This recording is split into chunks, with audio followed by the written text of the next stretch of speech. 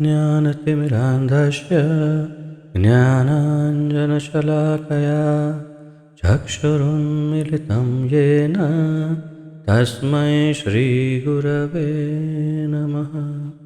श्रीचैतन्यमनोभीष्टं स्थापितं येन भूतले स्वयं रूपकदा मह्यं ददाति स्वपदान्तिकं।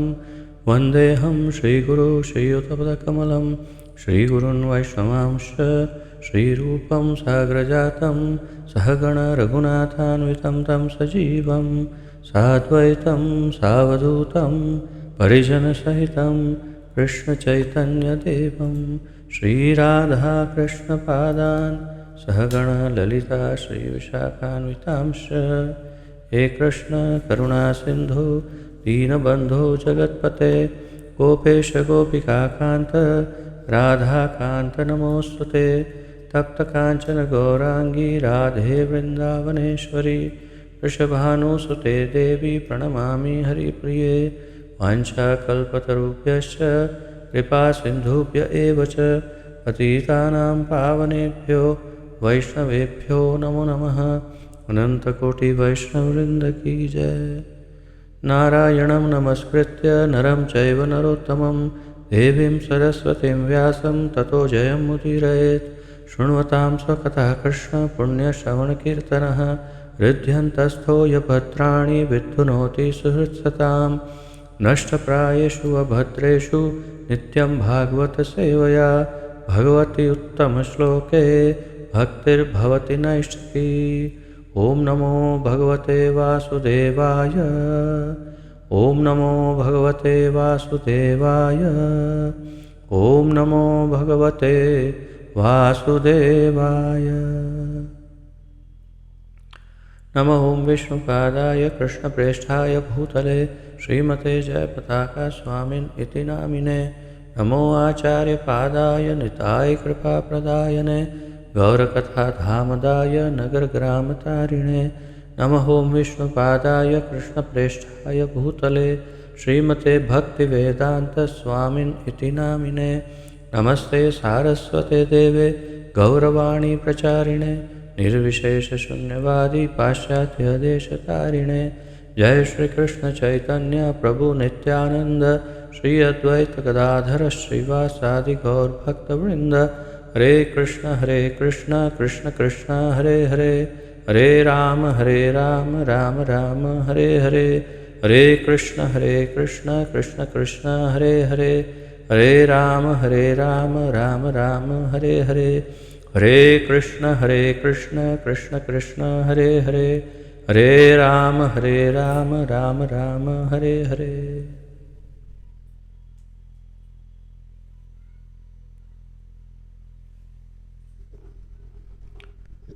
आप सबका बहुत बहुत स्वागत है आज के इस अत्यंत महत्वपूर्ण दिव्य ज्ञान यज्ञ में, जिसके अंतर्गत हम सम्मिलित रूप से श्रीमद् भागवत महापुराण श्रीमद् भागवतम का अध्ययन कर रहे हैं।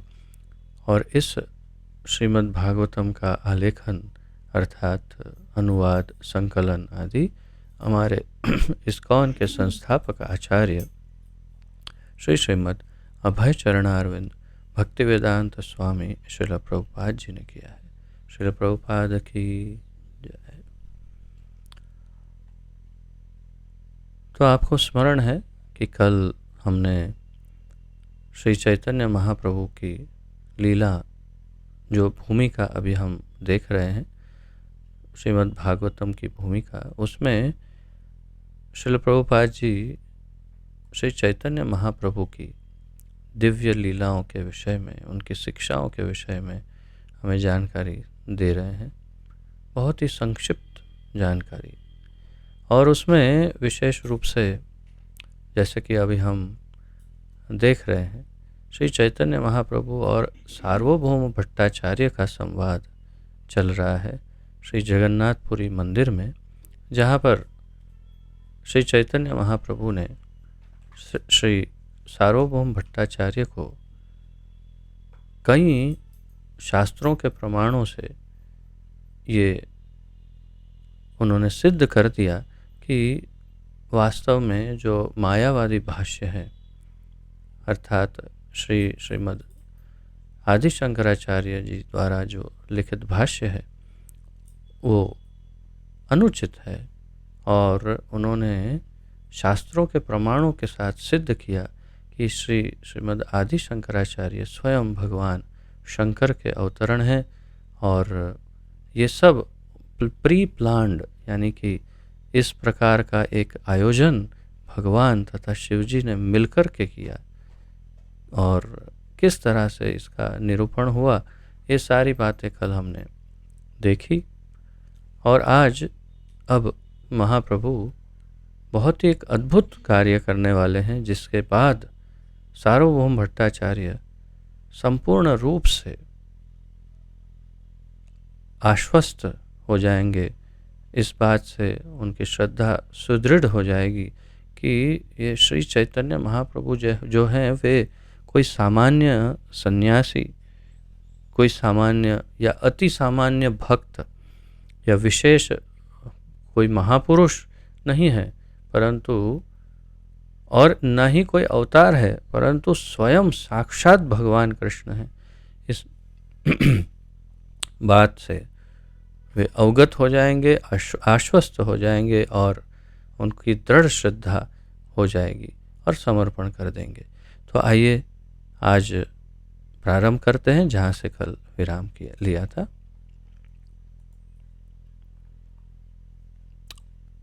आप सभी स्क्रीन देख पा रहे हैं?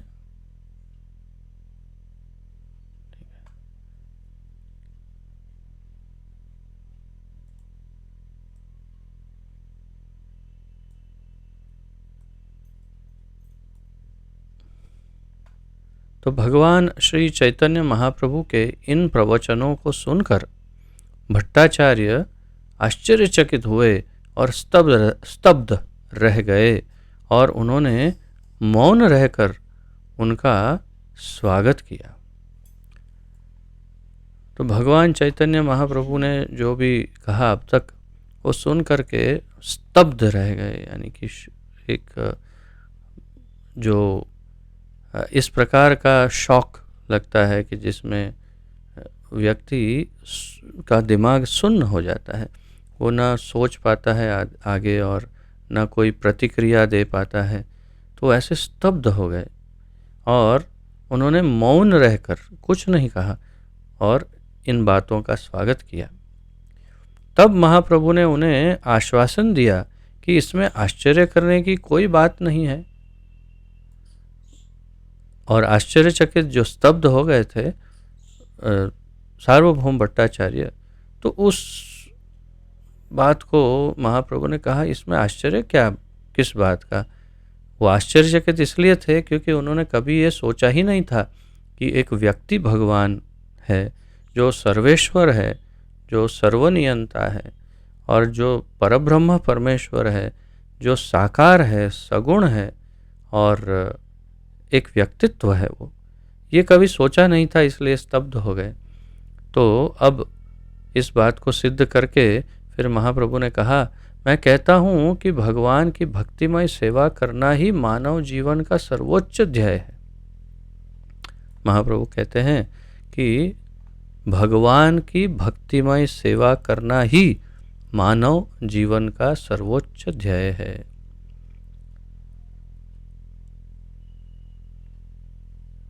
आजकल आप कई बार सुन चुके होंगे कि मानव सेवा ही माधव सेवा। मानव सेवा करने से ही माधव की सेवा होती है। प्रभुपाद जी इस बात का जोरदार खंडन करते हैं, कहते हैं कि मानव सेवा माधव सेवा कैसे हो सकती है। माधव माधव है, मानव मानव है। मानव की सेवा करना ये एक सत्कार्य हो सकता है, या आपका उत्तरदायित्व भी हो सकता है, या नैतिक जिम्मेदारी हो सकती है, या कुछ और भी, परंतु या वो कोई धर्म कार्य हो सकता है। लेकिन भगवान की सेवा अगर मानव की सेवा के द्वारा ही हो जाती हो तो फिर तो ये सारे शास्त्र झूठे सिद्ध हो जाएंगे। संपूर्ण श्रीमद् भागवत, श्रीमद् भगवत गीता सब झूठे सिद्ध हो जाएंगे।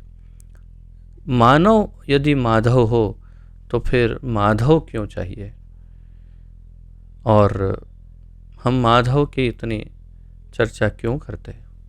तो माधव सेवा वो अलग है, उसके तौर तरीके अलग हैं, संपूर्ण उसकी जानकारी जो है हमारे शास्त्रों में अलग से दी हुई है। मानव सेवा वो अलग कार्य है। तो इसीलिए महाप्रभु यहाँ कह रहे हैं कि लेकिन एक मानव के जीवन में अलग अलग प्रकार की सेवाएं होती है। मनुष्य अपने आप की स्वयं की सेवा करता है, जो सबसे ज़्यादा करता है वास्तव में। फिर अपने गृहजनों, परिवार जनों की पारिवारिक सेवाएं करता है, ठीक है, वो उसका उत्तरदायित्व है। सामाजिक सेवा करता है, और कुछ जानवरों की, पेड़ पौधों की, अलग अलग सबकी कुछ न कुछ सेवा करता रहता है।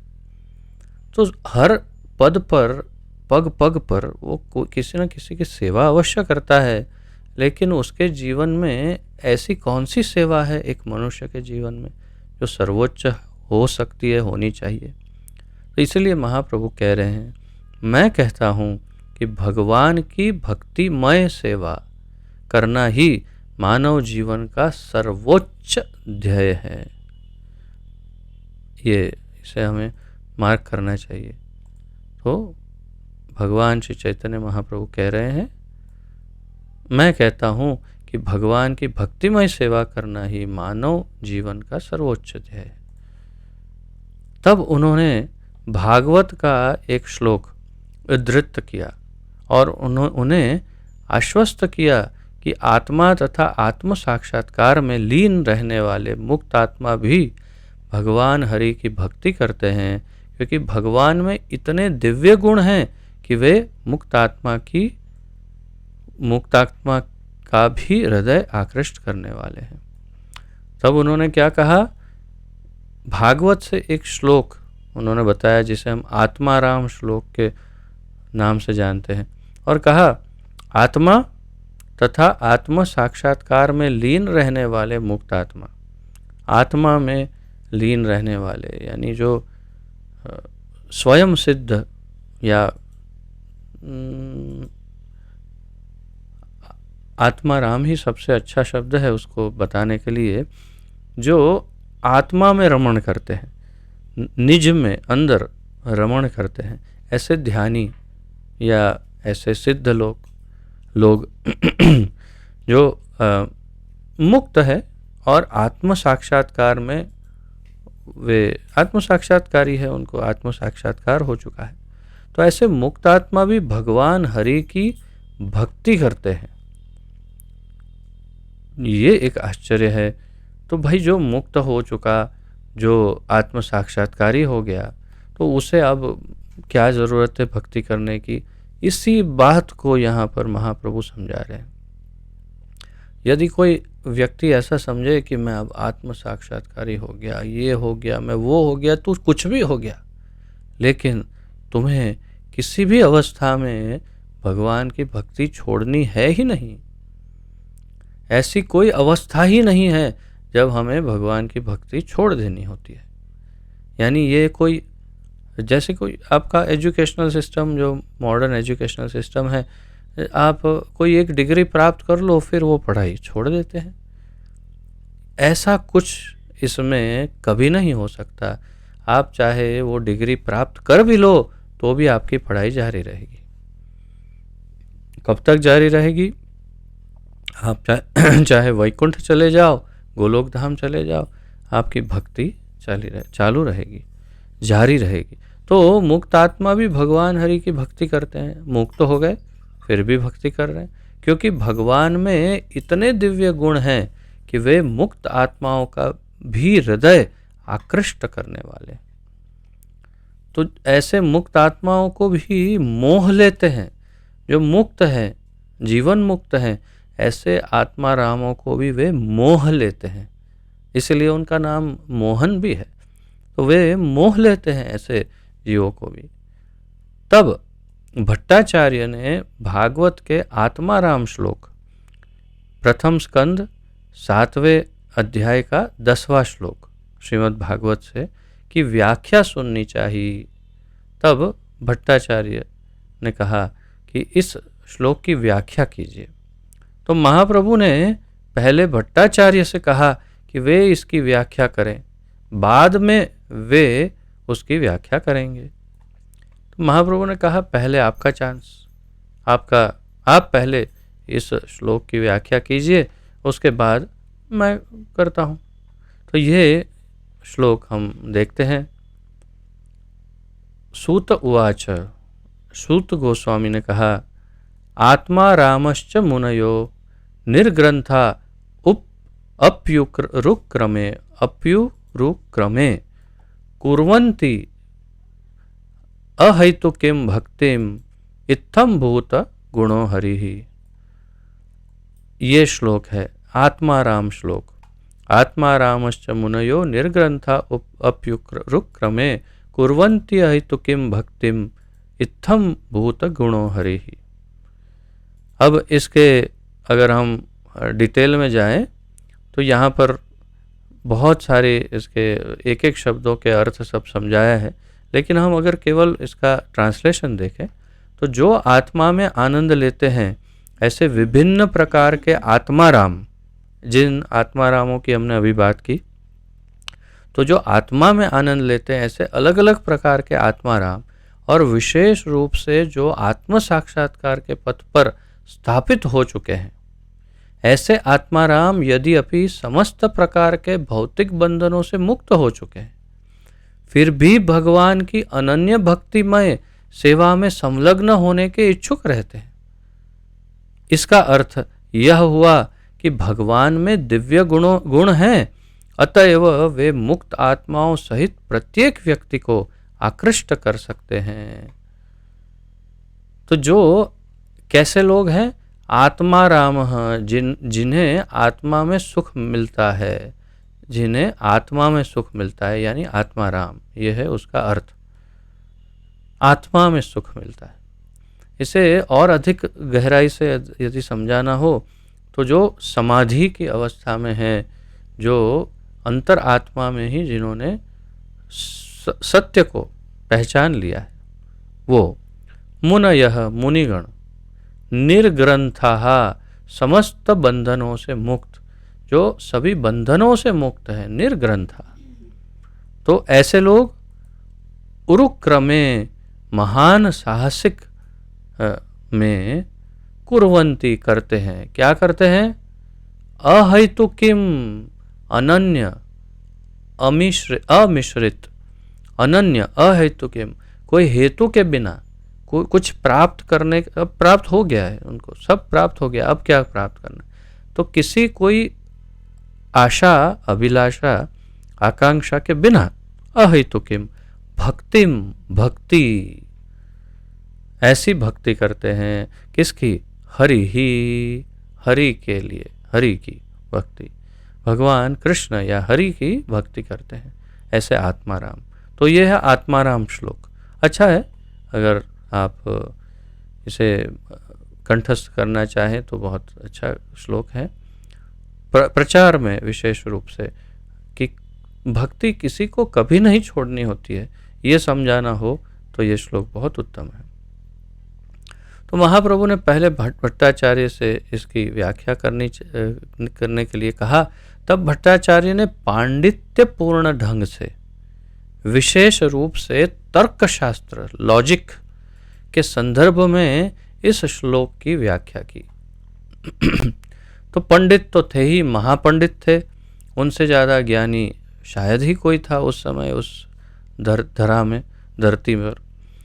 और सारे मायावादी सन्यासियों के प्राध्यापक थे, तो बहुत ही बुद्धिमान, इंटेलिजेंट रहे होंगे, ये तो हम सामान्य बुद्धि से सोच सकते हैं। तो उन्होंने अपने पांडित्य का परिचय देते हुए लॉजिक का उपयोग करके, तर्क वितर्क, तर्क शास्त्र का संदर्भ ले करके इस श्लोक की व्याख्या की। उन्होंने मुख्यतया तर्क के आधार पर इस श्लोक की 9 प्रकार से व्याख्या की, क्योंकि वे उस समय के तर्क शास्त्र के प्रखर विख्यात विद्वान थे। तो उन्होंने 9 रूप से इसकी व्याख्या की, और वो भी तर्क के आधार पर, क्योंकि तर्क शास्त्र के वे प्रखर विख्यात विद्वान थे।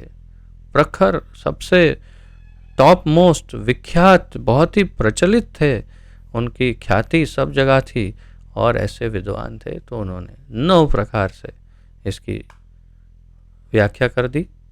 भट्टाचार्य को सुनने के बाद महाप्रभु ने श्लोक की पांडित्यपूर्ण व्याख्या के लिए उन्हें धन्यवाद दिया, और तब भट्टाचार्य के अनुरोध पर उन्होंने इस श्लोक की 64 विभिन्न प्रकार से व्याख्याएं की, और इनमें उन्होंने भट्टाचार्य की 9 व्याख्याओं को छुआ तक नहीं। कल मैं जैसे निवेदन कर रहा था, महाप्रभु स्वयं भगवान हैं। आगे सार्वभौम, देखिए सार्वभौम भट्टाचार्य अगर कोई बात कह देते हैं तो उसको संपूर्ण धरती के सभी सन्यासी, सभी गुरु जो मायावाद से जुड़े थे उस समय के, वो सभी उस बात को स्वीकार कर लेते, क्योंकि जानते हैं कि हमको पढ़ाया इन्होंने है, हमारे टीचर हैं, और इनके पास जितना ज्ञान है उतना ज्ञान हमारे पास शायद नहीं होगा, तो ही तो ये हमारे टीचर हैं। हो सकता है बाद में थोड़ी बहुत प्रगति हो आध्यात्मिक, परंतु फिर भी सभी के गुरु तो यही है, और वे जो आगे कहेंगे उस बात को यदि कोई नहीं स्वीकार करता है तो वो तो महामूर्ख है। लेकिन फिर भी ये हुआ कि इतनी सरलता से बाकी सभी सन्यासियों ने, या बाकी सभी मायावादी जो भी सन्यासी या जो गुरुगण थे, उन्होंने इतने सरलता से इस बात को स्वीकार नहीं कर लिया। महाप्रभु को श्रील प्रकाशानंद सरस्वती जैसे महाविद्वान सन्यासी को भी परिचय देना पड़ा, तब जा करके फिर बाकी सारे सन्यासियों ने स्वीकार कर लिया कि जो महाप्रभु कह रहे हैं वही उचित है, कि भगवान एक व्यक्ति है, और उन्होंने उस मायावाद का परित्याग किया। सभी सन्यासियों ने लगभग प्रायः मायावाद का परित्याग। लेकिन अभी यहाँ पर अब सार्वभौम भट्टाचार्य को परास्त कर दें यदि, तो फिर क्या बात है, सभी को तुरंत स्वीकार कर लेना चाहिए कि महाप्रभु। लेकिन देखते हैं आगे क्या होता है। तो इस प्रकार पहले तो महाप्रभु ने उनके पांडित्यपूर्ण जो व्याख्या है उसके लिए बहुत ही अभिवादन किया, वाह वाह क्या बात है, बहुत ही उत्तम किया।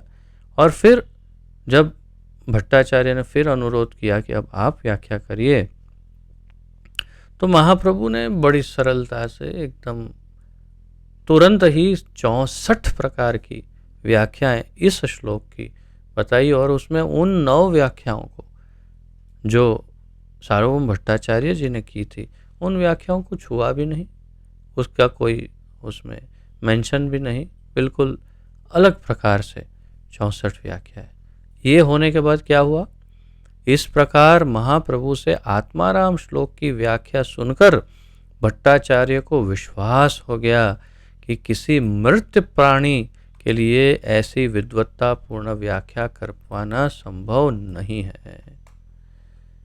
बस यहाँ पर पराकाष्ठा, क्लाइमैक्स आ जाता है कि इतना ये, क्योंकि मैंने जैसे बताया, आप सोचिए, आप गहराई से सोचिए कि जो इतने बड़े महापंडित हैं वो किसी बात को यदि कहते हैं तो वो एक अथॉरिटी है, एक अधिकारी है। तो अधिकारी, जब कोई अधिकारी किसे कहते हैं, जिसे अधिकार प्राप्त हो, और वो जो कह दे वो फाइनल होता है। वैसे ही ये एक ऐसे अधिकारी है जिन्होंने ये निश्चय किया कि इस प्रकार 64 प्रकार की व्याख्याएं इस श्लोक पर देना किसी भी मृत प्राणी जिसकी मृत्यु हो, जन्म हो, ऐसे कोई जीवात्मा के लिए कभी संभव ही नहीं है। बल्कि सबसे अधिक बुद्धिमान उस वक्त तो ये स्वयं ही थे, और उन्होंने तो 9 प्रकार से व्याख्या की, लेकिन उससे अधिक कोई नहीं कर सकता था। और महाप्रभु ने 12, 20, 25 ऐसे नहीं, 64 प्रकार की व्याख्याएं बताई। तो समझ गए कि ये तो स्वयं भगवान है, ये कोई सामान्य जीव नहीं है। और यहाँ पर देखिए प्रभुपाद जी ने एक स्टार दिया हुआ है, तो नीचे पढ़ते हैं क्या नोट दी है प्रभुपाद जी ने। प्रभुपाद जी कहते हैं, श्री चैतन्य महाप्रभु द्वारा की गई इस श्लोक की व्याख्या इतनी बड़ी है कि इससे एक छोटी पुस्तिका बन सकती है। अतः हमने, यानी श्रील प्रभुपाद जी ने, भगवान श्री चैतन्य महाप्रभु का शिक्षामृत, मैं हमेशा YouTube के वीडियो में इसकी लिंक हमेशा दे देता हूँ, जिसका हमने अध्ययन सम्मिलित रूप से किया था।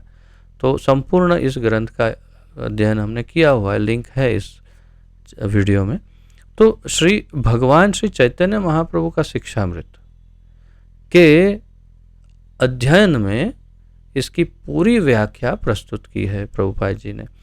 टीचिंग्स ऑफ लॉर्ड चैतन्य, ये अंग्रेजी में इसका जो मूल ग्रंथ, और हिंदी में भगवान श्री चैतन्य महाप्रभु का शिक्षामृत। तो इसमें श्रील प्रभुपाद जी ने इस श्लोक की पूरी व्याख्या जो महाप्रभु ने की, उसका सारांश दिया हुआ है। इसके पूर्व श्री गोपीनाथ आचार्य ने उन्हें महाप्रभु की दिव्यता के संबंध में विश्वास दिलाने का प्रयत्न किया था, लेकिन तब उन्होंने यह स्वीकार नहीं किया था। तो अपने जो बहनोई हैं उनसे उन्होंने ये सुना था, गोपीनाथ आचार्य जी से सुना कि महाप्रभु भगवान है, लेकिन उन्होंने तब स्वीकार नहीं किया। उन्होंने कहा बहुत ही उत्तम भक्त हो सकते हैं, महान भक्त, बहुत ही विद्वान, कुछ भी हो सकते हैं, लेकिन भगवान कैसे हो सकते हैं। अब लेकिन ये स्वयं के अनुभव के बाद समझ गए कि श्री चैतन्य महाप्रभु सामान्य जीवात्मा नहीं है, स्वयं भगवान है। तो परंतु महाप्रभु द्वारा वेदांत सूत्र के प्रतिपादन तथा आत्माराम श्लोक की व्याख्याओं से भट्टाचार्य दंग थे। अतः वे सोचने लगे कि उन्हें साक्षात कृष्ण के रूप में न पहचान कर उनके चरण कमलों के प्रति घोर अपराध किया है। ये विशेष है। महाप्रभु ने वेदांत सूत्र के लिए बहुत अच्छा सब विस्तार से उनको समझाया, फिर आत्माराम श्लोक की व्याख्या की, लेकिन उन्होंने फिर सोचा कि अब जब मैं समझ गया हूँ कि ये साक्षात भगवान हैं, तो मैंने उनके बातों को, पहले तो मैंने उनको 7 दिन तक भगवान को पढ़ाया। कितनी बड़ी मूर्खता है, भगवान को 7 दिनों तक मैं सिखाता रहा, और फिर वो भी क्या सिखाया, जो वास्तव में मिथ्या ज्ञान है वो सिखाया। और फिर जब वे वास्तविक ज्ञान मुझे देने लगे तो मैं सुनता तो रहा, लेकिन इतना सरलता से मैं इसको स्वीकार नहीं कर रहा था। तो मैंने वास्तव में भगवान के चरण कमलों के प्रति घोर अपराध किया है। इस बात को वे समझ गए। देखिए कितनी विनम्रता प्रदर्शित कर रहे हैं। एक विद्वान, वास्तविक विद्वान जो है, वे हमेशा अत्यंत विनम्र होते हैं। वे अहंकारी, अभिमानी या अपनी बात पर बस अड़िग रह जाए और हो गया चलो ठीक है, ऐसे नहीं। वे आवश्यकता पड़ने पर अपने पद को समझने के पश्चात, अपनी स्थिति को समझने पर वे उस स्थिति के अनुरूप बर्ताव, व्यवहार करना जानते हैं। और यही एक विद्वान का गुण है, और यही वास्तविक विनम्रता एक भक्त में होनी चाहिए कि वो अपनी स्थिति को समझकर उसके अनुरूप व्यवहार करे। तो यहाँ अपनी स्थिति को समझ गए कि मैं एक तुच्छ जीवात्मा हूँ और ये स्वयं भगवान हैं, तो मुझे उनके चरण कमलों पर गिर करके क्षमा याचना करनी चाहिए। मैंने बड़ा अपराध कर दिया है भगवान के प्रति। तब उन्होंने उनसे अपने पूर्वकृत व्यवहारों के लिए पश्चाताप करते हुए आत्मसमर्पण कर दिया और महाप्रभु ने दया करके भट्टाचार्य को स्वीकार कर लिया। ये है एक भक्त का आत्मसमर्पण तथा भगवान की करुणा।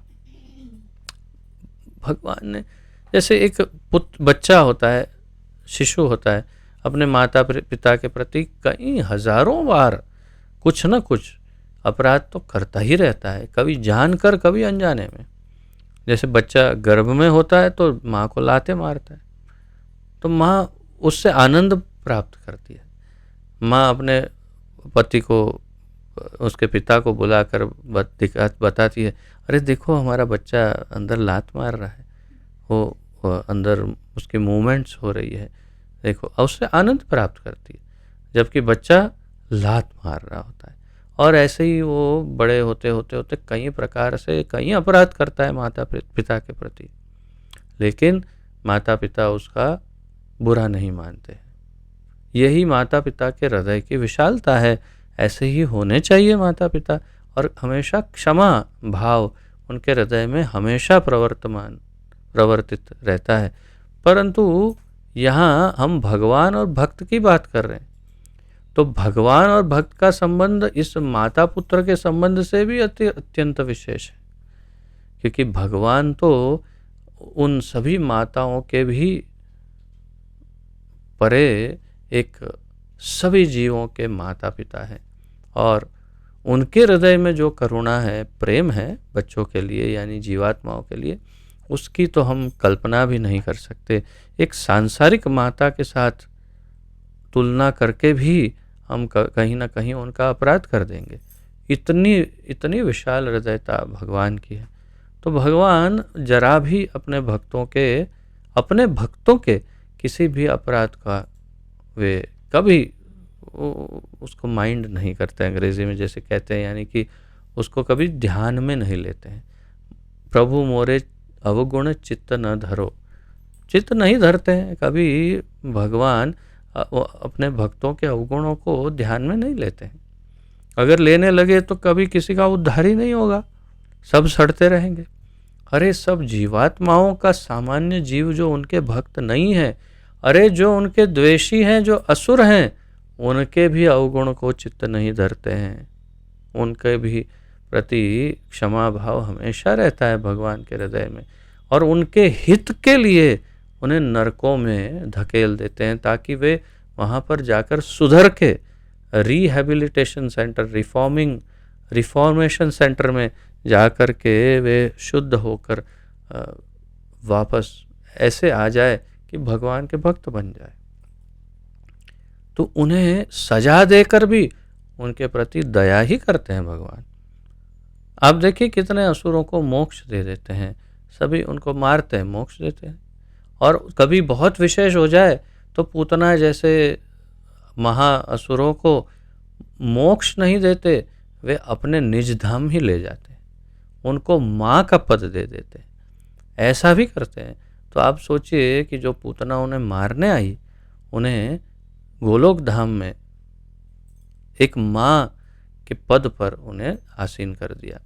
तो भगवान की करुणा के विषय में तो हम क्या चर्चा करें, कई लेक्चर्स हम बोलते रहें तो भी कम पड़ेंगे। इतनी दया, अहेतु की दया, अहेतु की करुणा भगवान करते हैं। बहुत प्रेम होता है उनके हृदय में हम जीवों के प्रति। तो आत्मसमर्पण कर दिया सार्वभौम भट्टाचार्य ने, ये सबसे बड़ी बात है। एक जीवात्मा के लिए सबसे प्रथम पग जो है वो है आत्मसमर्पण।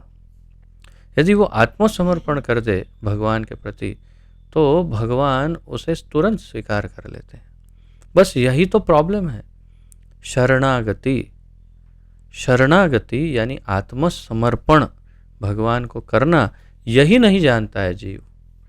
जीवात्मा सब कुछ कर लेता है, बड़ा पंडित बन जाता है, ध्यानी बन जाता है, ज्ञानी बन जाता है, लेकिन भगवान के प्रति आत्म समर्पण, संपूर्ण शरणागति ही नहीं कर पाता है और इसीलिए दुख भोगता है।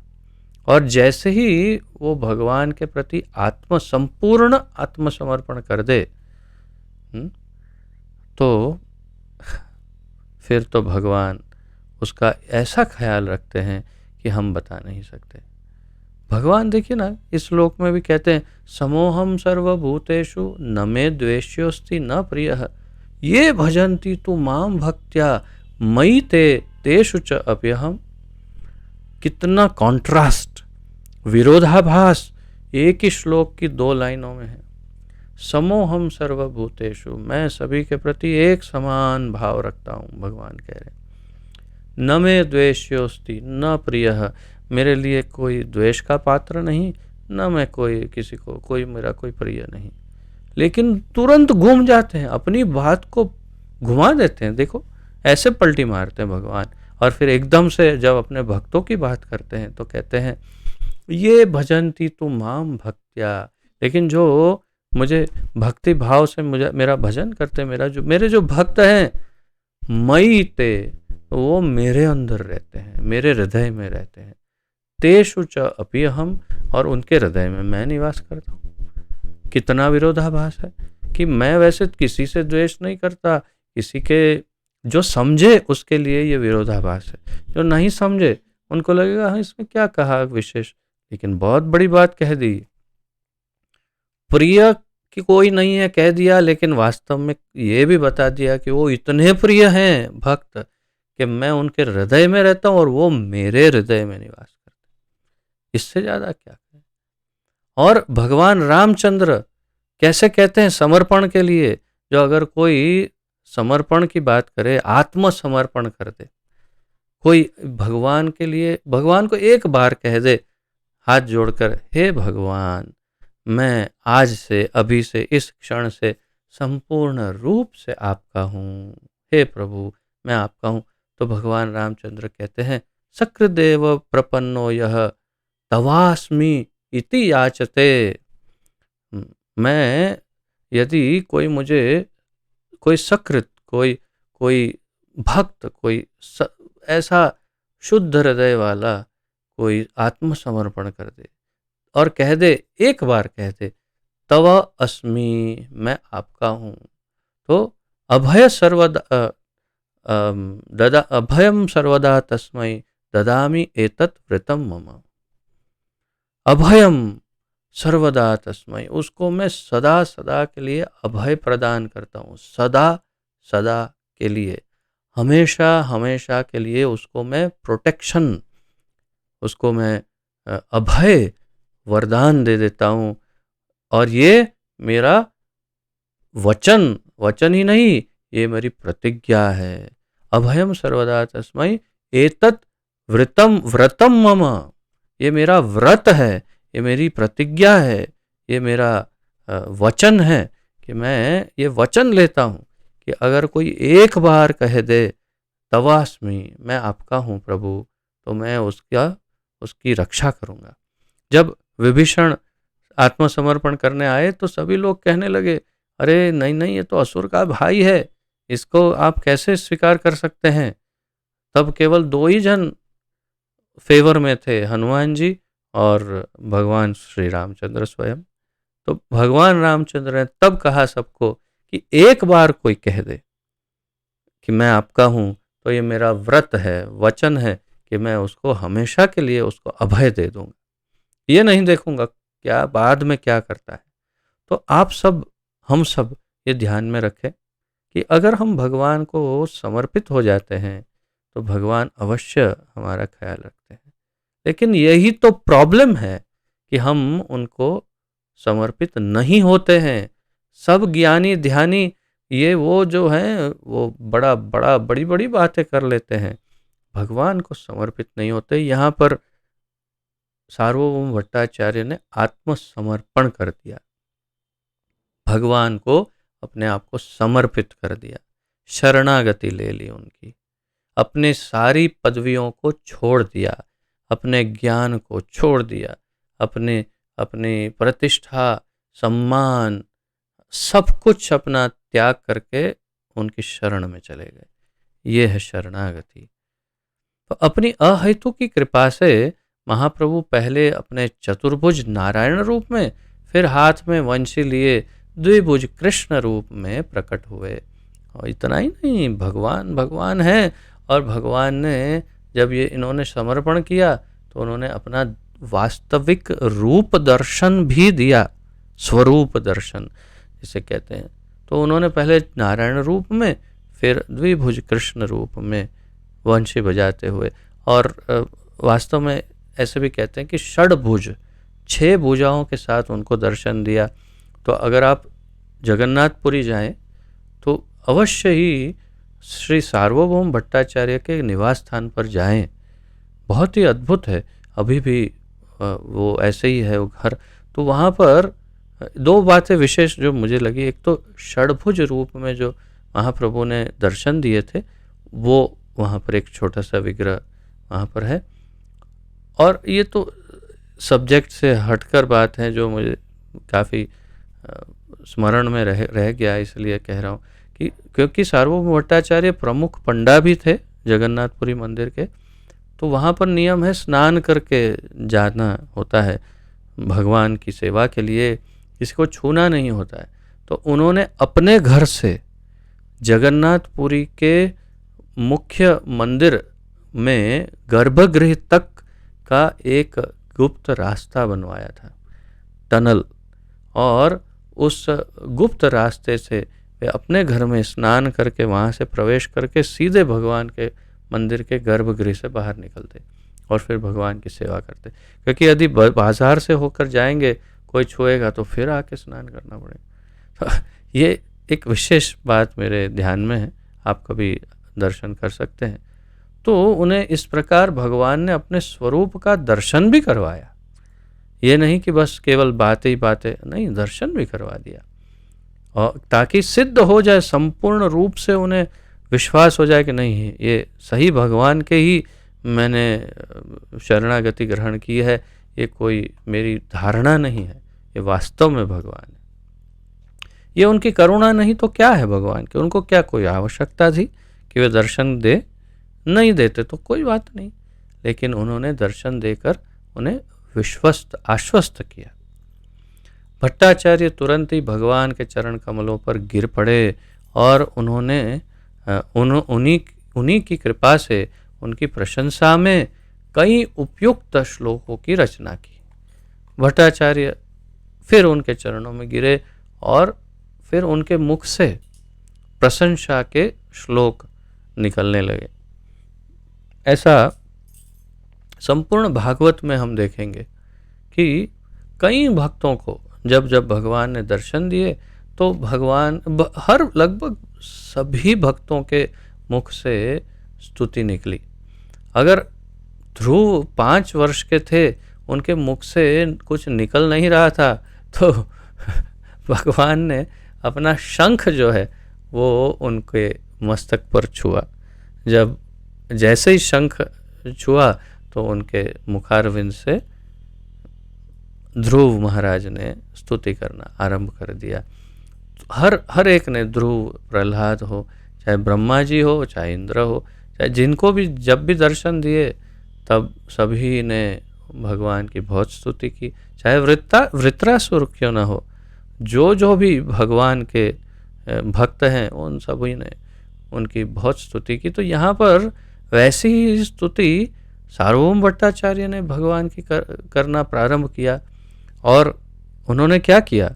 उन्होंने भगवान की प्रशंसा में लगभग 100 श्लोकों की रचना की। 100। उसी समय उन्होंने 100 श्लोकों की रचना की श्री चैतन्य महाप्रभु की प्रशंसा में। तब भगवान ने उन्हें हृदय से लगाया और दिव्य आनंद के कारण भट्टाचार्य अपने भौतिक जीवन की सुध बुध खो बैठे। श्री चैतन्य महाप्रभु इतने प्रसन्न हो गए इस 100 श्लोकों की रचना से जो उनकी प्रशंसा की। देखिए समर्पण आपने एक बार कह तो दिया कि हे भगवान मैं आपका हूँ, तवास्मि तवास्मि तव अस्मि, मैं ऐसे ऐसे कह तो दिया मैं आपका हूँ मैं आपका हूँ, लेकिन फिर आगे और अधिक कहते रहेंगे तो भगवान को भी लगेगा कि हाँ ये वास्तव में इस बात का प्रैक्टिस कर रहा है, यानी मेरा तो है और मेरा ही है। देखिए अभी भी मेरी प्रशंसा में श्लोक बना रहा है या तो कुछ तो भी कर रहा है। यानी जैसे हम भक्तों ने एक बार शरणागति ले ली भगवान की, लेकिन अब उनकी सेवा में लग गए, कुछ ना कुछ किसी न किसी प्रकार से हम उनकी सेवा कर रहे हैं, अपने गुरु के आदेशों का पालन कर रहे हैं तो भी भगवान की सेवा कर रहे हैं। तो अर्थात भगवान आश्वस्त रहते हैं कि हाँ ये अभी भी मेरी शरणागति में ही बना हुआ है। भले ही हम शरणागति छोड़ देंगे तो भी भगवान अपना वचन नहीं तोड़ेंगे, वो उनका व्रत है, लेकिन फिर भी यदि हम बने रहेंगे तो उनको आनंद होगा। इसलिए भगवान ने आनंद इतना आया भगवान को कि उन्होंने उनको अपने हृदय से लगा लिया, आलिंगन कर दिया। श्री सार्वभौम भट्टाचार्य, अब जब भगवान ने आलिंगन किया तो भगवान के आलिंगन से क्या प्रभाव हुआ सार्वभौम भट्टाचार्य, किसी भी जीव पर जब भगवान आलिंगन करे तो क्या प्रभाव होगा। आप पूर्व में देखिए जितने भी भक्त हो गए किसी को आलिंगन नहीं किया भगवान। सिर्फ चैतन्य लीला में आप देखेंगे कि चैतन्य महाप्रभु अपने भक्तों को आलिंगन करते हैं। अरे भक्तों को नहीं, अभक्तों को आलिंगन करते हैं, जिनको मिलते हैं सबको आलिंगन करते हैं। और जैसे ही आलिंगन करते हैं क्या होता है वो अगली लाइन में हम देखेंगे। ये विशेष है महाप्रभु का, ये विशेष गुण स्वयं भगवान है, कृष्णाय कृष्ण चैतन्य। और क्या करते हैं, नमो महावदान्याय कृष्ण प्रेम प्रदायते, कृष्ण प्रेम देते हैं, ये उनका विशेष गुण है महाप्रभु का। तो वे कैसे करते हैं, आलिंगन करते हैं, आलिंगन करते हैं और कृष्ण प्रेम भरपूर भर देते हैं, हमें रिफिल कर देते हैं, पूरा पूरा संपूर्ण हमें कृष्ण प्रेम से भर देते हैं। और उसके कारण क्या होता है, ये पूर्ण चैतन्य लीला में ये पाया जाता है, जहाँ जहाँ जिन जिन को आलिंगन किया सब सुध बुध खो बैठे और कृष्ण प्रेम में बिल्कुल एकदम मदमस्त हो गए। यही यहाँ पर किया उन्होंने। लेकिन पूर्व में देखिए जिन जिन को दर्शन दिया उन्होंने नारायण रूप में या किसी भी अन्य रूपों में, तो आलिंगन किसको किया। आप पूरे भागवत में देखते रहिएगा किसको आलिंगन देते हैं भगवान। लेकिन महाप्रभु औदार्य अवतार है, सबसे अधिक दयालु अवतरण भगवान का यदि कोई हो तो वो है चैतन्य रूप में। तो श्री चैतन्य महाप्रभु के रूप में उन्होंने सबको आलिंगन देकर कृष्ण प्रेम दे दिया, जो सबसे बड़ा धन है। और फिर उनको क्या हुआ, अश्रु कंप, हृदय कंपन, स्वेद, रोमांच, नृत्य, गायन, क्रंदन तथा समाधि के ये 8 लक्षण भट्टाचार्य के शरीर में प्रकट हो गए, हो आए। तो इसे हम मार्क करेंगे क्योंकि ये काफ़ी महत्वपूर्ण ये गुण हैं सारे। तो अश्रु कंप, हृदय कंपन, स्वेद, रोमांच, नृत्य, गायन, क्रंदन, समाधि के 8 लक्षण भट्टाचार्य के शरीर में प्रकट हो गए। अब ये इसे अष्ट सात्विक विकार भी कहते हैं। अष्ट 8, सात्विक यानी कि अच्छे, विकार, अब विकार का अर्थ बुरा है लेकिन सात्विक का अर्थ अच्छा है, यानी 2 विरोधाभासी शब्दों को जोड़ दिया। सात्विक विकार, विकार क्यों, क्योंकि सामान्य रूप से ये चीज़ें अच्छी नहीं होती, लेकिन सात्विक है तो ये बहुत ही अच्छी मानी गई है कि ये तो होना ही चाहिए। यानी कि एक भक्त के हृदय में, एक भक्त के शरीर में ये 8 लक्षण यदि हो, यानी ये विकार हो, तो ये बहुत ही अच्छे हैं, क्योंकि ये सात्विक विकार यानी कि ये भक्ति के विकार हैं। तो ये विकार नहीं रहे, यानी कि इसे बुरा नहीं बोल सकते। कौन से हैं? अश्रु। अब देखिए, मैं आपको इस पर ध्यान दीजिए, आपके स्क्रीन पर भी पढ़ते रहिए। अश्रु है और एक है क्रंदन। अश्रु यानी आंखों में से आंसू बहना, क्रंदन का अर्थ है रोना। तो दोनों में आप कहेंगे क्या अंतर है? बहुत बड़ा अंतर है। आप भावावेश में आकर के आपके आंखों से पानी बहता रहे, बहता रहे, बहता रहे, और आप कुछ न बोले और कुछ न करे, बस आंख बंद करके, आंख खुली रखकर जैसे भी आपके आंख से आंसू बहता रहे, यह है अश्रु। लेकिन क्रंदन यानी रोना, जैसे कि सामान्य रूप से जैसे कोई बच्चा, उसको कुछ आपने उसकी कोई चीज़ छीन ली, या तो कोई व्यक्ति जिसका कोई स्वजन गुजर गया हो, तो वो रोते हैं, चिल्लाते हैं, बोलते हैं, कुछ कुछ बोलने लगते हैं, रोते हैं और विलाप करते हैं। विलाप, विलाप अच्छा शब्द है उसके लिए, तो विलाप उस प्रकार। तो क्रंदन और अश्रु, ये दोनों में ये अंतर है। फिर कंप यानी शरीर में कंपन, यानी कपकपी, ध्रुजारी जिसे गुजराती में कहते हैं। तो वाइब्रेट होता है पूरा बॉडी एकदम इस तरह से। तो उसे जैसे ठंडी में, शीतकाल में कंपन होती है, लेकिन ये कंपन जो है वो दिव्य कंपन है, प्रेम का कंपन है। ये जब कृष्ण प्रेम जागृत होता है तो कंपन होने लगती है। कभी कभी सामान्य जीवन में भी यदि आप किसी से बहुत ही अधिक प्रेम करते हो, वो अचानक आपके सामने आ जाए, तो कभी कभी एकदम से अश्रु आ जाते हैं, कभी कभी एकदम शरीर कांपने लगता है, आपका हृदय एकदम जोर जोर से धक धक धक धक, जैसे हिंदी फिल्मों में कहते हैं धक धक करने लगा तो ऐसे धक धक करने लग जाता है हृदय। तो वो हृदय कंपन, तो एक है कंप जो शरीर में होता है, और हृदय कंपन यानी धक धक करने लगा दिल धड़कता है तो वो दिल धड़क जोर जोर से धड़कता है तो हृदय कंपन आप सोचेंगे हृदय कैसे कांपता है, लेकिन हृदय कांपता है, हृदय कंपन। तो ये है। और एक है फिर स्वेद। स्वेद यानी पसीना, बहुत ही जबरदस्त पसीना छूटने लगता है एकदम से। रोमांच, रोमांच यानी आपके जो शरीर में जो बाल हैं, वो बाल अपने छिद्रों में एकदम सीधे खड़े हो जाते हैं। बाल खड़े हो गए मेरे, ऐसे कहते हैं ना, रोमांच, रोमांचित हो जाना। तो ये एक और सात्विक विकार। अब देखिए, डर के मारे भी हो सकती है ये सारी चीज़ें। कभी कोई डर जाए तो ये नहीं समझना चाहिए कि उसे कृष्ण प्रेम जागृत हुआ। दोनों का भेद समझना चाहिए। नृत्य, कृष्ण प्रेम में विह्वल हो करके, व्याकुल होकर कोई अचानक नृत्य करने लग जाता है, तो आजकल ऐसा कम पाए जाते, लेकिन पाए जाते हैं।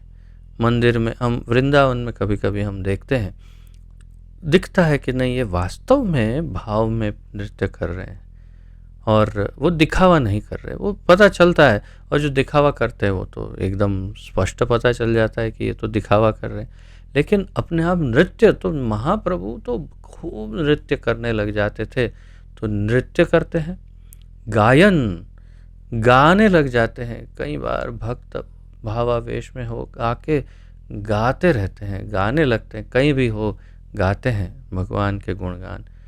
क्रंदन हमने देखा, तथा समाधि। तो समाधि, ये जो है समाधि, तो ये है एक प्रकार से मूर्छित हो जाना, जिसे हम बाह्य रूप से कहेंगे मूर्छित हो जाना। लेकिन वास्तव में समाधि एक ऐसी स्थिति है जहाँ वो भगवान के बिल्कुल एकदम उनकी लीलाओं में एक प्रकार से प्रविष्ट हो जाते हैं, या उनमें खो जाते हैं।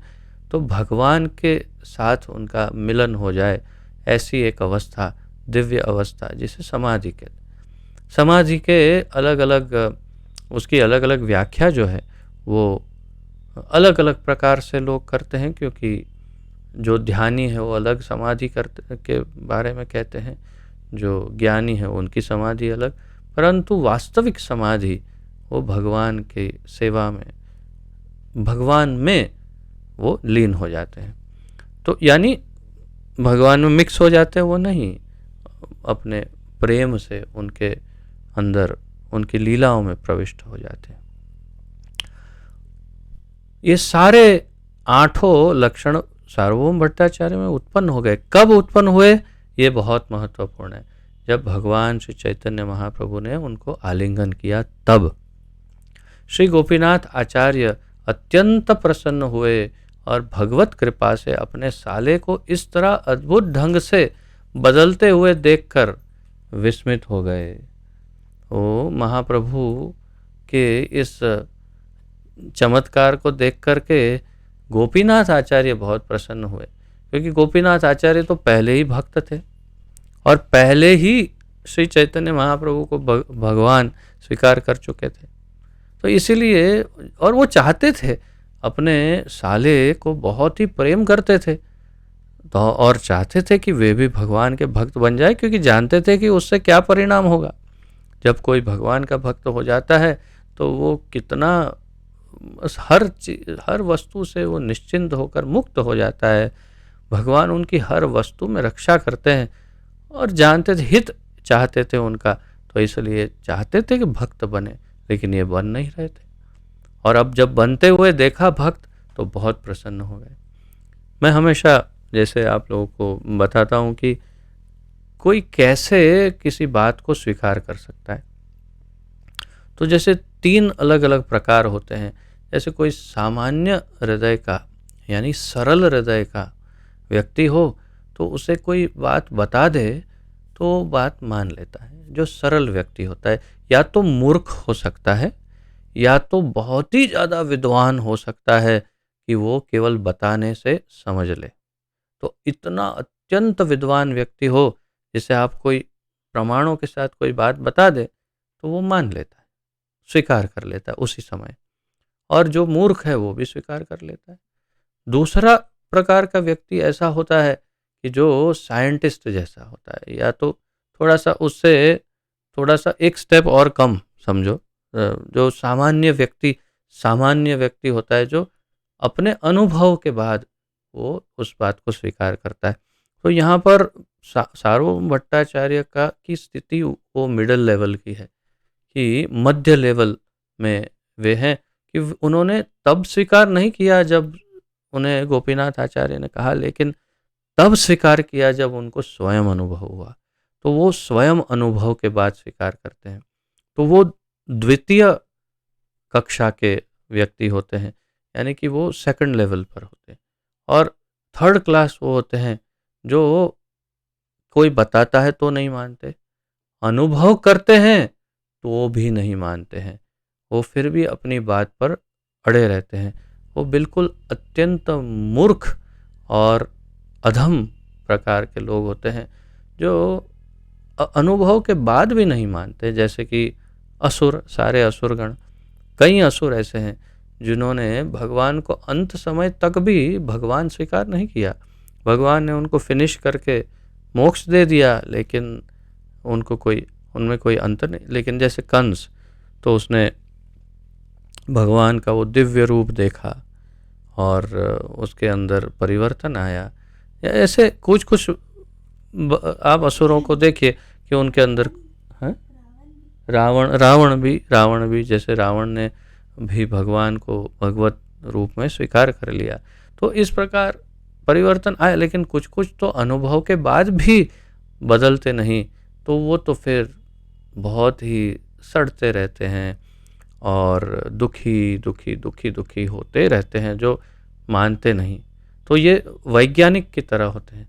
एक जैसे वैज्ञानिक एक गांव में से जा रहा था और वहाँ पर एक गाय का गोबर पड़ा हुआ था। तो उसने वहाँ किसी को पूछा ये क्या है, तो उन्होंने कहा गोबर है। गोबर क्या होता है? बोले गाय में से निकलता है, उसे गोबर कहते हैं। बोले मैं ऐसे नहीं मानता। तो बोले कि तो फिर आप क्या करेंगे? तो बोले मैं इसका परीक्षण करूँगा। तो पहले तो उसने अपनी उंगली उसमें डाली और ऐसे देखा तो उंगली खराब हुई उसकी। तो फिर बोला कि नहीं, अभी भी नहीं मानूंगा। फिर उसने उस उंगली को नाक के पास ले गया, उसने सूंघा तो उसमें से बदबू आई, तब भी उसको पूरा विश्वास नहीं हुआ।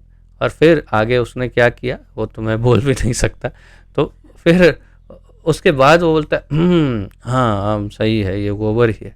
अरे महामूर्ख, तुझे पहले ही बोला था गोबर है, लेकिन तू अपनी। तो ये इस प्रकार के लोग थर्ड कैटेगरी के। लेकिन यहाँ पर आप देखिए गोपीनाथ आचार्य में और सार्वभौम भट्टाचार्य में हम कोई भी नहीं कि हम इतने उन्नत भक्तों का कोई लेवल निश्चित करें। लेकिन अगर आप हमारे पूर्ववर्ती आचार्य श्रील भक्ति विनोद ठाकुर जी द्वारा कृत गोद्रुम कल्पतवी, श्री गोद्रुम कल्पतवी नामक जो ग्रंथ है उसको यदि पढ़ेंगे तो बहुत ही अद्भुत ग्रंथ है। हमारे परम पूज्य गुरुदेव श्री श्रीमद श्रील जयपताका स्वामी गुरु महाराज ने इसका अनुवाद किया है बांग्ला में से अंग्रेजी में, श्री गोद्रुम कल्पतवी। उसको आप पढ़ेंगे तो उसमें भक्ति विनोद ठाकुर अलग अलग भक्तों का अलग अलग स्तर बताते हैं। और पूरा नाम हाट या नाम हट्टा जो कहते, तो नाम हाट के जो पूरा जो बाज़ार है, नाम का बाज़ार, उसमें किसका क्या रोल है वो बताते हैं। महाप्रभु का क्या रोल है, नित्यानंद प्रभु का उस बाज़ार में क्या रोल, उसमें सार्वभौम भट्टाचार्य का क्या रोल है वो बताते हैं। उससे आप समझ पाएंगे कि उनको किस लेवल पर उन्होंने रखा है। तो उससे मैं भी उसी से ये ज्ञान प्राप्त मैंने किया कि सार्वभौम भट्टाचार्य तुरंत शरणागति नहीं स्वीकार किए क्योंकि उनके अंदर वो ज्ञान था, परंतु गोपीनाथ आचार्य इतने सरल हृदय थे और ऐसे वास्तविक विद्वान थे कि उन्होंने भगवान को पहचान लिया था पहले ही। तो ये एक अंतर है जो भक्तों के अंदर लेवल में होता है, परंतु उससे बाद में अंतर कोई नहीं पड़ता। यानी जो शरणागत हो गया तो भक्त एक समान हो गया। तो श्री गोपीनाथ आचार्य बहुत प्रसन्न हुए। भगवान की प्रशंसा में भट्टाचार्य द्वारा रचित 100 उत्तम श्लोकों में से, जो उन्होंने 100 श्लोक की रचना की, उसमें से निम्नलिखित, प्रभुपाद जी यहाँ पर 2 श्लोक दे रहे हैं, निम्नलिखित 2 श्लोक सर्वाधिक महत्वपूर्ण है और इन्हें मैं भगवान के जीवन कार्य का सार, इन्हीं में भगवान के जीवन कार्य का सार भी है। तो प्रभुपाद जी बता रहे हैं कि ये श्लोक वास्तव में उन्होंने दिए नहीं है, केवल अनुवाद दिया है, लेकिन ये कहते हैं कि ये 2 सबसे प्रमुख श्लोक है उन 100 श्लोकों में से, जिसमें भगवान के जीवन कार्य का सार है कि उन्होंने क्या किया। अनुवाद पढ़ते हैं। मुझे उन भगवान की शरण में जाने दो, सार्वभौम भट्टाचार्य कहते हैं, जो अभी भगवान श्री चैतन्य महाप्रभु के रूप में प्रकट हुए हैं। वे करुणा के सागर हैं और वे अब भौतिक विरक्ति, ज्ञान तथा भक्तिमय सेवा सिखाने के लिए स्वयं अवतरित हुए हैं। तो ये महाप्रभु का परिचय दे रहे हैं। मुझे उन भगवान की शरण में जाना है जो श्री चैतन्य महाप्रभु के रूप में प्रकट हुए और करुणा के सागर है। नंबर 1 पॉइंट जो नोट्स लिख रहे हैं, वे अब भौतिक विरक्ति यानी भौतिक संसार में विरक्ति यानी वैराग्य, तो वैराग्य, ज्ञान तथा भक्तिमय सेवा सिखाने आए। भौतिक जीवन से वैराग्य और भगवान का ज्ञान, आध्यात्मिक ज्ञान, वास्तविक ज्ञान यानी वैदिक ज्ञान, पुस्तकीय ज्ञान, भौतिक ज्ञान, विज्ञान आदि नहीं, आध्यात्मिक शुद्ध भक्तिमय ज्ञान तथा भक्तिमय सेवा, कैसे भगवान की सेवा करते हैं वो सिखाने के लिए अवतरित हुए। और दूसरे में कहते हैं, चूँकि भगवान की शुद्ध भक्ति कालांतर में विलीन हो चुकी है अतएव उसके सिद्धांतों को पुनर्जीवित करने के लिए भगवान प्रकट हुए हैं। अतः मैं उनके चरण कमलों में प्रणाम करता हूँ, सार्वभौम भट्टाचार्य कहते हैं।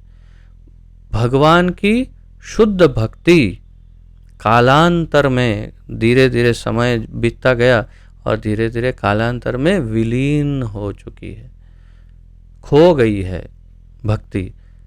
भक्ति, शुद्ध भक्ति क्या है वो सब भूल गए। इसीलिए उस सिद्धांतों को, शुद्ध भक्ति के सिद्धांतों को पुनर्जीवित करने के लिए, वापस जीवित करने के लिए भगवान प्रकट हुए हैं। भगवान क्यों प्रकट हुए श्री चैतन्य रूप में? भगवान की शुद्ध भक्ति जो कालांतर में धीरे धीरे विलीन हो गई, लुप्त हो गई, नष्ट हो गई एक प्रकार से। तो यानी नष्ट तो हो नहीं सकती, परंतु जो प्रच्छन्न हो गई, थक गई, उस भक्ति के सिद्धांतों को पुनर्जीवित करने के लिए भगवान प्रकट हुए। अतः मैं उनके चरण कमलों में प्रणाम करता हूँ। फिर आगे महाप्रभु ने मुक्ति शब्द की व्याख्या करते हुए उसे विष्णु या भगवान के समतुल्य बताया। मुक्ति प्राप्त करने का अर्थ है भव बंधन से छुटकारा, और यही है भगवान की सेवा की प्राप्ति। और महाप्रभु ने फिर वास्तव में जो 6 प्रकार की मुक्तियां हैं उसमें से एक जो यानी जैसे सायुज्य मुक्ति, तो वो है मोक्ष। उसका हमें भक्तों को कोई काम नहीं होता, इसलिए हमारे लिए वो त्यज्य है, हम उसका परित्याग करते हैं। मोक्ष का हमें मोक्ष नहीं चाहिए। फिर सारूप्य मुक्ति, सालोक्य मुक्ति, सामीप्य मुक्ति और साष्टी, क्षमा 5 मुक्तियाँ।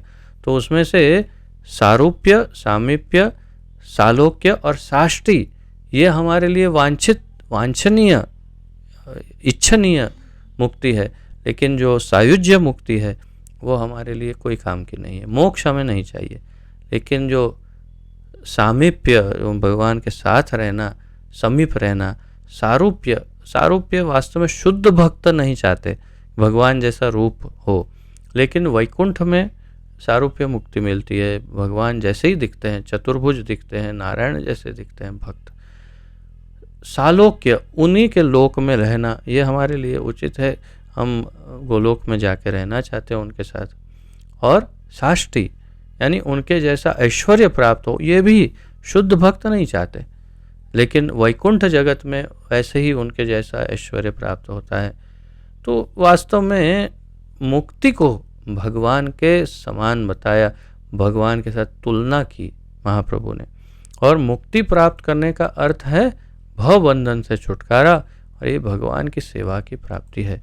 इस प्रकार मुक्त होकर जीवात्मा उन 4 प्रकार की मुक्तियों के द्वारा भगवान की सेवा में नियुक्त हो जाता है।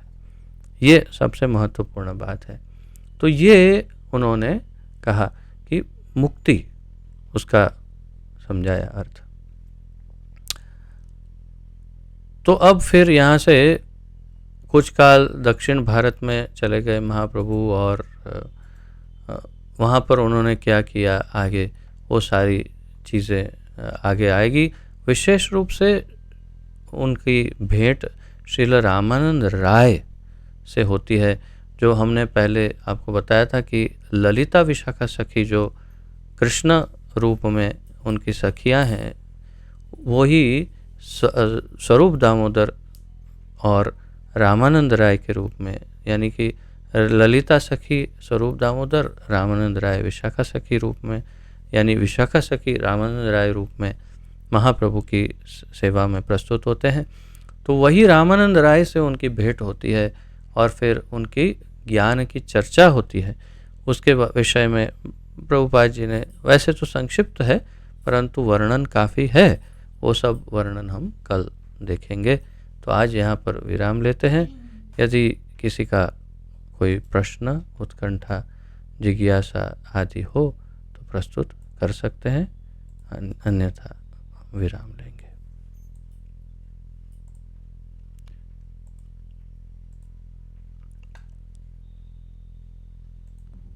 जी कुसुम लीला माता जी। हरे कृष्ण प्रभु जी, दंडवत प्रणाम। जय दंडवत प्रभु प्रणाम। जी, सार्वभौम प्रभु वैसे तो निराकारवाद में मानते थे, हम्म। तो फिर वो जगन्नाथ जी के पंडित भी थे, आई मीन पुजारी भी थे। ये दोनों कैसे संभव हो ये सकता है? आई पहले मीन पहले भी आप देखिए कि इसके परिचय में मेरे ख्याल से कहीं ना कहीं ऐसा मेंशन था, जैसे मुझे ऐसा स्मरण है, हमने पढ़ा है कि वैसे तो ये मायावादी जो भी हैं वे अंदर से, हृदय से भगवान को निराकार मानते हैं, लेकिन सारी वैदिक विधियां, जो अर्चन विधि हैं, वो सब का पालन करते हैं, देवी देवताओं को पूजते हैं। तो मुख्य रूप से तो वो पंचदेव की पूजा करते हैं। तो इसमें नारायण हैं, और शिव जी हैं, दुर्गा है, गणेश जी है, हनुमान जी, ऐसे ऐसे, यानी कहने का अर्थ है पंचदेव पूजा करते हैं, और जो भी पूजन विधियां हैं वो सब करते हैं। तो अब ऐसा है कि यदि कोई वैष्णव, उत्कृष्ट वैष्णव कोई पुजारी नहीं प्राप्त हो तो फिर किसे रखा जाए? तो ये भी सब पूजा विधि तो जानते ही हैं और अच्छे भाव से करते हैं, बस इतना ही है कि वो उन्हें परम भगवान नहीं मानते। वे माया के अंतर्गत एक अवतार ऐसा मानते हैं कि हाँ, कृष्ण भगवान का एक ऐसा माया के अंतर्गत आया हुआ, माया के अधीन हुआ एक अवतरण है नारायण का, ऐसे मानते थे। लेकिन अब समझ गए, या तो अब समझ जाएंगे आगे कि कृष्ण कौन है, जगन्नाथ कौन है, तो फिर भी उन्हें वो अधिकार है कि वे पूजन तो कर सकते हैं, क्योंकि ऐसे तो वैदिक परंपरा में है, संपूर्ण सारे नीति नियम पालन करते हैं और अर्चन विधि अच्छे से जानते हैं, तो इसलिए उनको अधिकार है। और फिर राजा के प्रमुख पंडित हैं वे, तो फिर इसीलिए उन्हें वहाँ पर मुख्य पंडित या पंडा जैसे हम आजकल कहते हैं, उस रूप में उन्हें नियुक्त किया है। तो आशा है इससे आपका। जी प्रभु जी, एक दूसरा सवाल ये था जी कि इनमें जो अष्ट सात्विक विकार जो आए, जी। वो एक साथ संभव है? हो सकता है ऐसा? वैसे मैंने एक और स्थान पर कहीं ना कहीं ऐसा पढ़ा है, मुझे स्मरण है कि मनुष्यों में वास्तव में अष्ट सात्विक विकार सारे के सारे एक साथ आना, या तो कभी भी आना, आठों विकार आ जाना, ये लगभग असंभव है। जहाँ तक मुझे स्मरण है, मेरे ख्याल से हमने भक्ति रसामृत सिंधु में शायद ऐसा पढ़ा था कहीं ना कहीं कि आठों विकार एक साथ आना मनुष्य में, जीवात्मा में संभव नहीं, परंतु भगवान जिसको आलिंगन करे उसके लिए सब कुछ संभव है, उसके लिए हाँ, कुछ भी हो सकता है। तो वो भगवान के द्वारा आलिंगन किए हुए, विशेष कृपा कह सकते हैं वो। सॉरी, विशेष कृपा जिसे विशेष भगवान कृपा, की विशेष कृपा है। विशेष कृपा अधिकार प्राप्त है, इसलिए उनको सारे विकार एक साथ प्रदर्शित हुए हो, ये बिल्कुल संभव है, क्योंकि भगवान का आलिंगन मिला है। और एक है प्रभु जी, जी माता जी। ये रावण और कंस, ये भगवान के ही सेवक थे, जो जय है। नहीं नहीं नहीं, कंस नहीं था, कंस अच्छा, जय कंस विधान। नहीं, रावण रावण था, हाँ। जी। तो वो उनके सेवक थे, तो क्या इसीलिए वो भले बाहरी तरीके से इस तरह से पेश आ रहे थे, लेकिन कहीं सबकॉन्शियस माइंड में वो अभी भी सेवक या भक्त बने रहे होंगे, इसीलिए उनको भगवान का लास्ट में जो अनुभव होता है वो हुआ होगा, और वो एक्सेप्ट करते हैं उनको भगवान की तरीके से। देखिए ऐसा है, जैसे हमारे आचार्य समझाते हैं कि आप यदि कोई ड्रामा करते हैं तो ड्रामा करते समय आप अपने आप को एक प्रकार से भूल जाते हैं, यानी आप उस रोल में इतने ज़्यादा ओत प्रोत हो जाते हैं कि कुछ क्षण के लिए आप ये भूल ही जाते हैं कि आप वास्तव में कौन हैं। और ड्रामा उतना ही अच्छा परफॉर्म होता है जितना आप अपने आप को भूलते हैं। आप यदि अपने आप को याद रखते हैं तो ड्रामा में आपकी पर्सनालिटी मिक्स हो जाती है। लेकिन यदि आप अपने आप को भूल जाते हैं तो आप उस पर्सनालिटी को बहुत परफेक्टली परफॉर्म कर सकते हैं। ऐसा भी प्रभुपाद जी ने कहीं ना कहीं किसी का उदाहरण दिया था, या किसी ने उदाहरण दिया था कि एक ऐसे भी आर्टिस्ट थे कि जो एक्टर थे ऐसे विदेश में कहीं, कि जो इतना डूब जाते थे अपने कैरेक्टर में कि फिर वो कई दिनों तक उस कैरेक्टर से निकल ही नहीं पाते थे, इतना डूब। तो ऐसे ही परफॉर्म करना चाहिए, और वैसे ही रावण और यानी जय और विजय ने तीनों बार ऐसा ही परफॉर्मेंस दिया कि वो अपने आप को भूल ही चुके थे। लेकिन अंत समय में भगवान ने उनको याद दिलवाया कि देखो, याद करो अब तुम, ये तुम्हारा रोल ख़त्म हुआ है। तो इसलिए वो अपने मूल स्वरूप में उनको समर्पित हुए होंगे। और फिर उनको ये भी याद होगा, चलो अभी तो और एक बार और एक बार और एक बार जन्म लेना ही है। लेकिन हमारे आचार्य ये भी बताते हैं कि वो 3 बार जन्म लेने के बाद जब उनको पता चल गया कि महाप्रभु के रूप में भगवान आने वाले हैं, तो उन्होंने बोला कि एक एक्स्ट्रा चाहिए हमको, एक रोल एक एक्स्ट्रा रोल चाहिए। तो कहा कि कौन सा चाहिए, तो बोले जय विजय बन जाएंगे हम, सॉरी जगई मधाई बन जाएंगे। तो जगई मधाई के रूप में फिर दोबारा चौथी बार एक्स्ट्रा रोल करने के लिए परफॉर्मेंस देने आए। ऐसे ही कंस के बारे में कहा जाता है कि कंस का रोल समाप्त हो, तो उसको मुक्ति मिल गई थी, लेकिन उसने कहा कि भगवान आप यदि स्वयं और एक बार दिव्य लीला के लिए आ रहे हैं तो फिर एक बार और मैं भी आ जाता हूँ। तो उसको चांद काजी के रूप में वो फिर से कंस ही प्रकट हुआ, ऐसे कहा जाता है। तो कंस ही चांद काजी बनकर, और इसलिए मामा के रूप में वो महाप्रभु के सामने प्रस्तुत होते हैं। तो ऐसा हमारे आचार्य बताते हैं। ठीक है माता जी, हरे कृष्ण। धन्यवाद आपके प्रश्न के लिए। और किसी का कोई प्रश्न, जिज्ञासा, उत्कंठा?